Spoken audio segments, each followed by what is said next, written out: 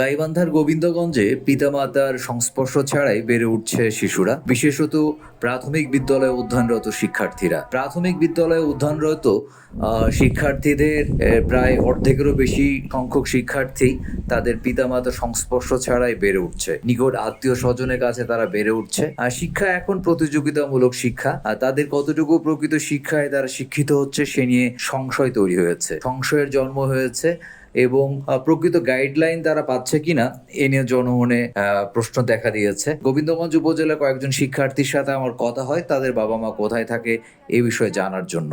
আমার বাবা মা গার্মেন্টসে চাকরি করে, আমি আমার দাদা দাদির কাছে থাকি। আসসালামু আলাইকুম, আমার নাম মোসাম্মদ সুমাইয়া আক্তার সুমি খাতুন। আমার বাবা মা দুজনে ঢাকায় চাকরি করে। আমি আমার দাদি বাড়ি থেকে স্কুলে আসি।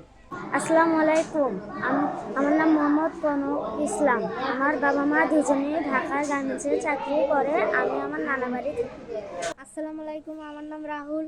আমার বাবা মা দুজনে গাজীপুর চাকরি করে, আমি থাকি দাদি বাড়ি, সেখান থেকে স্কুলে আসি। আসসালামু আলাইকুম, আমার নাম সাব্বির। আমার বাবা মা দুইজনেই গার্মেন্টসে চাকরি করে, আমি নানির বাসায় থাকি, সেখান থেকে স্কুলে এসেছি।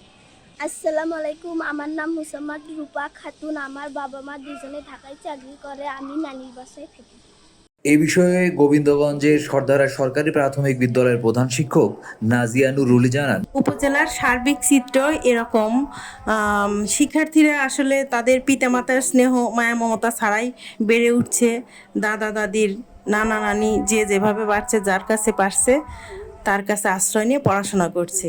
আর এ অবস্থায় আমাদের শিক্ষার্থীদের বিকাশ ব্যাহত হচ্ছে আমি মনে করি।